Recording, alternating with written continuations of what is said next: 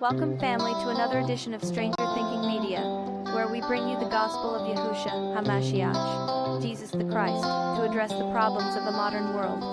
So, stay tuned. We have an awesome show for you today.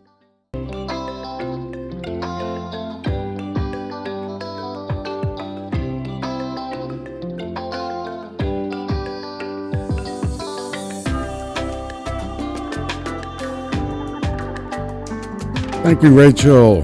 And today's topic, taken or left behind? Which do you want to be? Topics covered, two in the field, just like in the days of Noah, and woe unto them that are taken. Never heard that before. Matthew chapter 24, verse 37, but as in the days of Noah were, so shall the coming of the Son of Man be. And knew not until the flood came and took them all away. They were taken.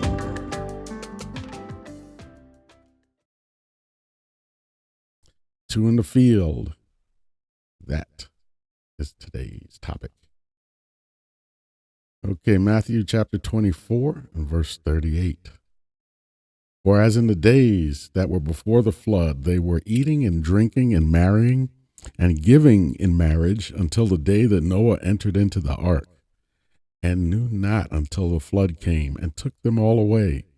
So shall also the coming of the Son of Man be. Then shall two be in the field, the one shall be taken and the other left behind, right? Two women shall be grinding at the mill, the one shall be taken and the other left. Watch therefore, for ye know not what hour your Lord doth come. Well, that's kind of interesting there. Because generally speaking, what are we taught? We're taught, things like the rapture, and I'm not going to focus on the rapture, but most people have that mindset, and Hollywood has a lot to do with that. I'm thinking of two movies right off the top that focus on that idea, and one of them is Left Behind, and the other one is Taken. So two, big dollar movies.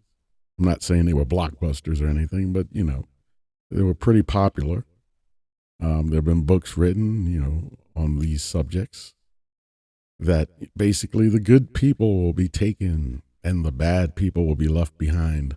And I remember I think it was a Netflix miniseries or original or something. I forgot the name of it, but it focused on that topic. And I got to say, I was kind of fascinated by it, looking at it from that perspective, the old perspective or the existing perspective of, what if all the good people were taken away, and then the people left behind have to sit and look at each other and kind of go, why didn't I make it? And the crazy part is, like, one of them I think was a pastor, and he didn't make it, and so everyone's looking at him like, "Hey, how come you didn't make it? We've been following you." So, I get it. I get the premise. It's a very fascinating premise, by the way, but is it the correct premise? Messiah specifically said that the last days will be like the days of Noah. So what happened in the days of Noah? I guess that would be the question. Genesis 6, verse 13, and God said unto Noah, the end of all flesh is come before me, for the earth is filled with violence through them, and behold, I will destroy them. And it says destroy them with the earth. What it really translates to is destroy them out of the earth. Because obviously the earth itself still remains. And that's a good thing. Because it's not the earth's fault. We're the ones that ate the fruit, right? Just like in the days of Noah. So Genesis chapter 6 and verse 4.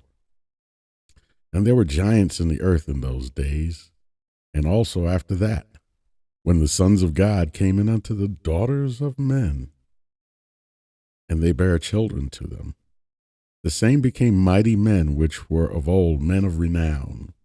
And God saw that the wickedness of man was great in the earth, and that every imagination of the thoughts of his heart was only evil continually. So, you hear people talk about this subject and they try to spiritualize it away. Oh, it doesn't mean what it says. Yes, it does means exactly what it says. It means that angels came down, procreated with human women, and produced a hybrid species that God, Yahweh, Father Yahweh, did not sign off on. And there is no place for them.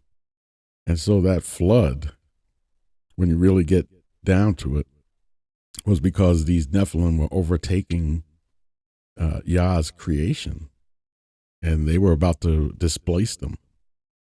And so Yah had to flood the earth to get rid of them. Men had become evil too, because who's running the show? These Nephilim. And so these Nephilim are leading men astray. And men had to bow down to them and almost worship them as gods. And if you want to call it mythology, they did worship them as gods. That's where you get the idea of titans from. And if you know the stories behind it, these mythological stories come from the Nephilim, but they also come from the days of Babylon. So there's a truth to some of these stories. So we shouldn't just write them off. So anyway, evil was being done continually. And I got to ask myself, they didn't have, social media and television and all this stuff. The people back then weren't bombarded with images of immorality or whatever. And today, we look at those people like they were wicked, but you got to ask yourself, how wicked, on a comparison, if using relativity, how wicked were they? Well, I tend to believe they were nowhere as wicked as this generation. They did not have the tools to be as wicked. They did not have the weapons to be as wicked. They did not have the chemicals to be as wicked. When I see what we're doing today, what they were doing, Yah destroys them, and they were probably nowhere on the level of what we're at today. So that's something to think about.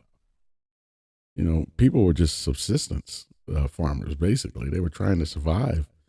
They were up at sunrise trying to plant, right? So today we have all this leisure, and we leisurely, the idea of vacations and holidays and things like that, we take for granted. I guarantee, unless you were amongst the richest of the rich, that wasn't a thing. There wasn't your local grocery store with refrigeration where you just say, oh, I'm hungry, I'm going to go down to the restaurant, get a pizza. No, you had to grow what you ate. And if you didn't work, remember, there's no electric light, so you were up as soon as that sun came up, and you worked out there until that sun went down. Stop believing this Hollywood crap. Like, you watch, look how the Romans were. No, those were like rich, super rich. Those were like the billionaires of their day. Your average Joe was trying to survive, and you cannot tell me that they weren't better people than what we have today, as far as morally and spiritually. So, it's something to think about. And then when we come down on Adam for eating that fruit, the scriptures never tell you he sinned ever again. He may never have sinned again. He may have only had one sin to his account, but that's all it took. One act of disobedience threw him into, threw all mankind into the situation they're in today. And yet we fault Adam. Look at us. We sin 20, 30 times a day. Half the time we're so, we have such a reprobate mind about the stuff we do, we don't even realize we're doing it. I'll give you a big one. For all you people who think the Sabbath is done away with, right there, that is a sin not to observe the Sabbath. And yet, How many people observe the Sabbath on the planet? Well, that should tell you something. Where are we actually? Genesis 6, chapter 11. The earth also was corrupt before God, and the earth was filled with violence. And God looked up upon the earth, and behold, it was corrupt, for all flesh had corrupted his way upon the earth. You can't tell me these people are worse than we are today. You can't do it. I know you like to think so, but no way.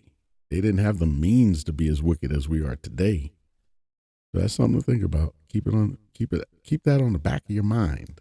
And look what Yah does. In Genesis chapter 7 and verse 21. And all flesh died that moved upon the earth, both of fowl and of cattle and of beast, and every creeping thing that creepeth upon the earth, and every man, all in whose nostrils was the breath of life, which is the gift of God, of course. That's the Ruach. That's what he gave us to animate us, essentially. Of all that was in the dry land died, and every living substance was destroyed, which was upon the face of the ground, both man and cattle, and the creeping things, and the fowl of heaven, and they were destroyed from the earth. And Noah only remained alive, and they that were with him in the ark. The ark made of wood, wood being symbolic of a man. I don't know if you know that, but everything in the Bible has a correlation. And Paul even said it. It's one of those prophetic utterances. When he was in the middle of the storm, the Apostle Paul said, "Except ye abide in the ship, ye cannot be saved."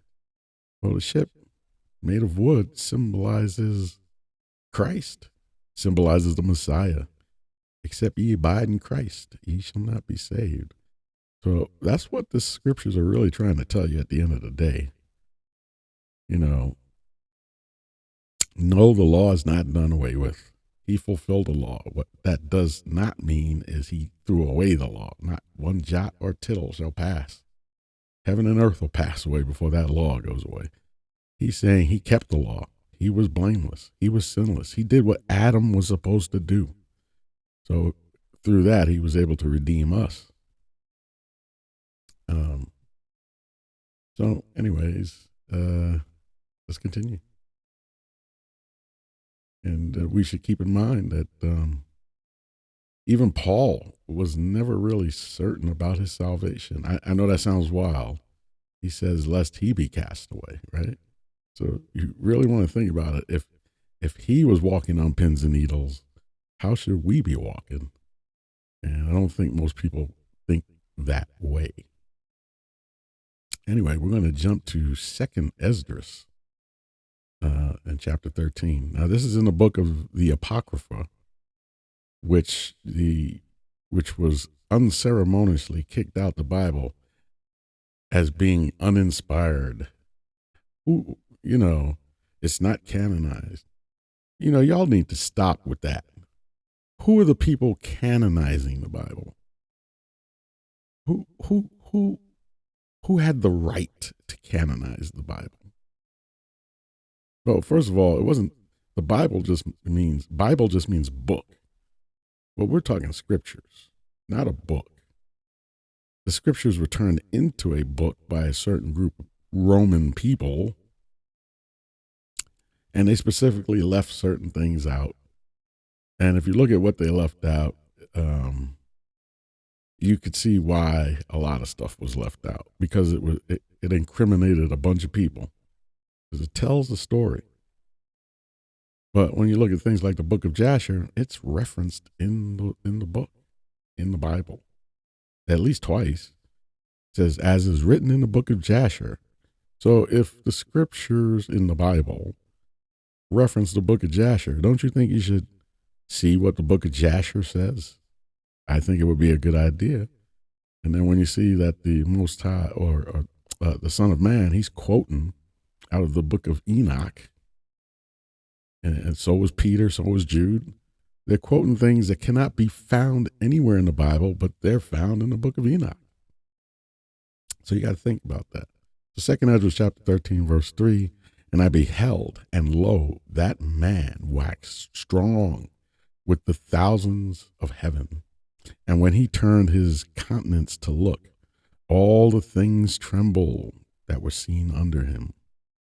Now they're talking about Hamashiach, the Messiah, the Christ, at his return.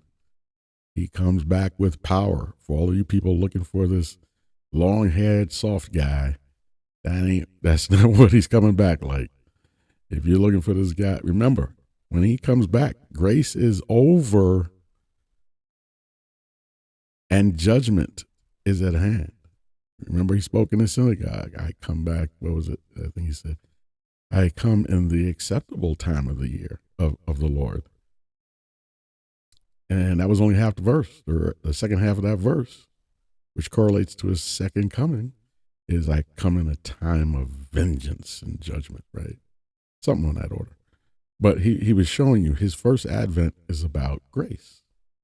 His second advent is about judgment. And if you can't recognize the difference between the two, you'll be looking for this guy, you know, he let down his guard on purpose to allow himself to be crucified. When he returns, it's not the same. It's not the same storyline. He's coming back to correct this whole thing. And for people who are not used to correction, if people who can't take correction, you know, it's like that those old football coaches that barked out commands and yelled at the players and cussed them out, and the players just had to suck it up and do better. Well, the coaches today, they're a different type of coach. They're like the first advent. You know what I'm saying? They're caring, and the players kind of run the show, and you know, and coaches are more hired now to manage the feelings and emotions of the superstars to get them to do what they're supposed to do. Well, that wasn't the case back in the day. So if you think about it, you know, look at Vince Lombardi. Well, think of it that way. Pete Carroll is like the Jesus character in the first advent, but Vince Lombardi is like the Jesus character in the second advent. If that makes sense for all you sports fans out there. I'm just trying to paint a picture here. So here he comes, Messiah comes, and he's not playing any games. It's time to put away the wickedness. Woe unto them that are taken. Okay, Hollywood, I got news for you. It's a different story than what you've been telling everybody. I don't know where you're getting your info, getting your intel, but you are all wrong. You are completely wrong. And people need to, I'm going to do a series on words that, you know, just words that confuse people. They're not even in the Bible, yet people hang on to them as if it were gospel, as if God spoke these words.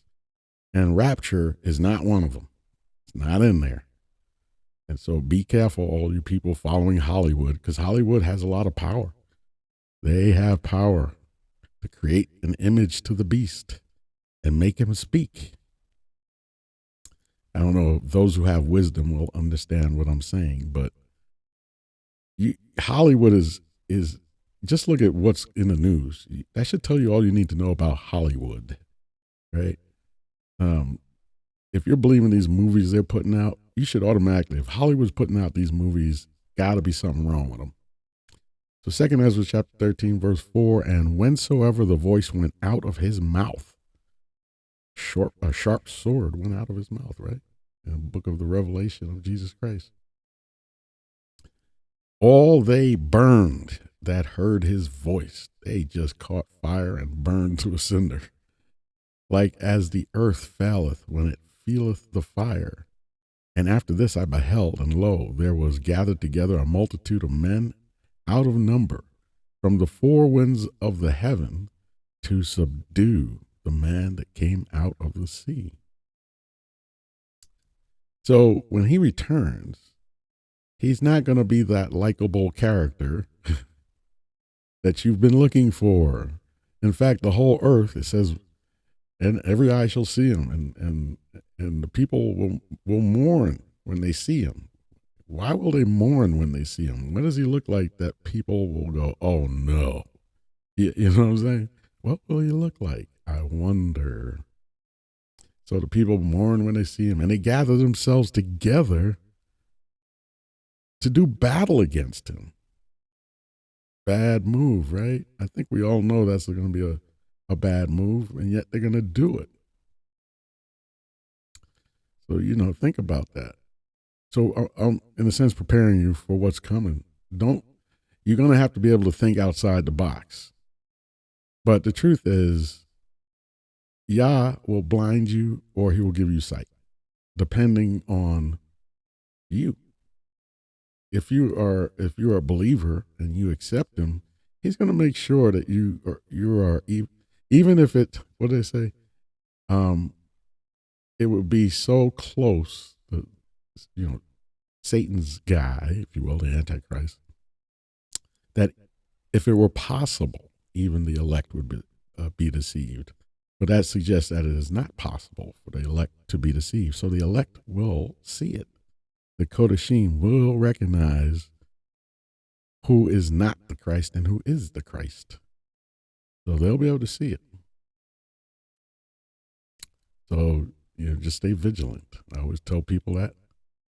Don't take anything for granted and stop following men. Stop following these organizations. These organizations have vested interests in keeping you in whatever doctrine that they're in, and I'm not part of any of that. So I mean, I could care less. You know what I'm saying? I'm just going to tell you what I see, and I challenge you to go back and check in on it, and you have to do it a certain way. You can't, if you go in with the attitude of, I'm going to double check that, but I know it's wrong what he's saying. If you go in with that attitude, well, you're probably just going to see what you want to see. But you have to go in with you need to pray before you get into it, and then study. And you can glean most of the truth right out of the Bible. I mean, some things, the way it'll come out is some things just won't quite make sense. And you tend to brush it off when you don't quite understand it because for some reason it's not making sense. That's because the answer is somewhere else, and it's probably not in that book, the Bible per se. It's probably in the book of Enoch or the book of Jubilees or the book of Jasher. And you need to think that through. Why were these books? Now, there are other books that came later that are suspicious, but certain books, are found amongst the Dead Sea Scrolls, the oldest manuscripts, and quoted by the Messiah himself. So, that's a sign. It's like Yah embedded certain things in the scriptures at certain places where they didn't think enough about it to take it out of the Bible. And so the Bible still references the book of Jasher, right? So, I mean, just that fact should say, let me read that book. What's in it? I wonder if it's still around. Turns out it's a bestseller. You should read it. It's some good stuff in there. 2nd Esdras chapter 13, verse 10. But only I saw that he sent out of his mouth, as it had been, a blast of fire, and out of his lips a flaming breath, and out of his tongue he cast out sparks and tempests. So that could mean a lot. That could mean he speaks it, and all of a sudden, hail comes down, or all of a sudden, meteors come down, or, or all of a sudden there's an earthquake that swallows up a whole city. He speaks it. And he gave you a kind of a hint about that when they were in the boat, him and the disciples, and the storm came up, and he shushed the storm, and the storm went away, and the winds died down, and everything got calm.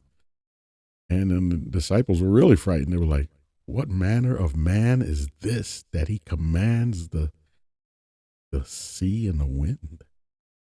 Yeah, and they talk about this man here as coming up out of the sea, which is interesting. I actually need to look into that more, because that tells me something right there. I mean, the sea is symbolic of something. So now I need to look into that. Maybe I'll do a video once I figure that one out. Once it comes to me, I look at it that way. If it comes to me, then I'll talk about it. In the meantime, let's continue on. 2nd Esdras chapter 13 again. And verse 11.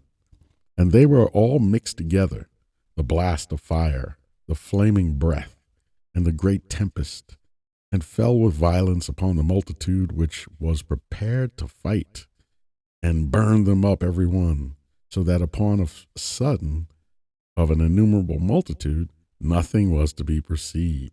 They were fried to a vapor, but only dust and smell of smoke.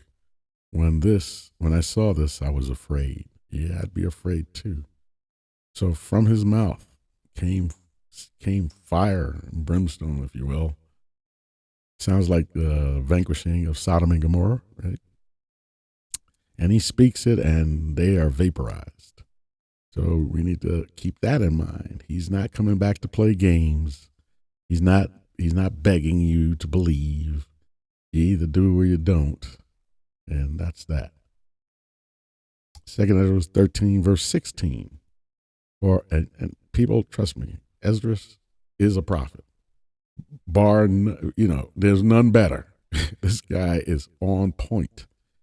So you got to ask yourself, if his prophecies, what's the test of a prophet? If what he says comes true, then you know it was a prophet among you.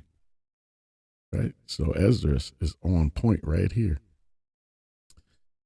For as I conceive in my mind, understanding, woe unto them that shall be left in those days, and much more woe unto them that are not left behind. For they that were not left were in heaviness. Well, they're dead. Not only are they dead, but they fought against Christ, so they're dead, and what else? The second judgment is upon their heads. The second death is looming. So he's saying it's going to be tough times. So it's going to be, if you're left in those days, you're going to have a tough way to go. But it's worse for those who were not left behind. That's the opposite of what Hollywood is telling you. That's the opposite. But people taken, what does it say in Matthew? That people were taken by the flood. So the people taken away are the bad guys. And the people left behind, guess what? They're the good guys. It's the opposite of what Satan's Hollywood is telling you. I know that might sound deep, and you may never have heard this before. I know a lot of people think about it and talk about it, but they're not in the mainstream. And I'm telling you, get out of that mainstream. Get out of Babylon. Because Babel means confusion. You're going to be confused. They have the means and the methods to confuse you. Hollywood is not of the Most High. Get that through your head. If they're telling you this, first thing you need to look at is, that was an entertaining movie. But why is Hollywood pushing it? I mean, if you can't ask that simple question, I don't know what to tell you. But yeah, Hollywood is not a good thing. And Hollywood is literally a type of wood that is used by the conductors in the orchestra to conduct the orchestra. And so as he waves his Hollywood wand, the band plays at whatever pace he wants. So Hollywood is just a wand used to conduct human beings. And who's the conductor, I wonder? Think that one through. But yeah, I suggest you read the book of 2nd Esdras. Read the whole Apocrypha. It's a lot of good stuff in there. And it ties into the scriptures and gives you better understanding of the scriptures. So just keep that in mind. And we'll kind of close it out here. 2nd Esdras chapter 13, and he that shall endure the peril in that time hath kept himself. They that be fallen into danger are such as have works and faith towards the Almighty. Know this therefore, that they which are left behind are more blessed than they that be dead. The ones that are taken are dead. So anyway, I thank you all so much. I love you all so much. Thank you so much for continually supporting my content. If you did enjoy this video, hit the thumbs up button, subscribe, and turn on the notification bell, and share this with your friends and family. I'm sure they will find it interesting as well. I'm very excited to continue this journey with you. I thank you all for bringing certain stories to my attention and for continually keeping me updated with certain events around the world. And I'll see you in the next video. Shalom.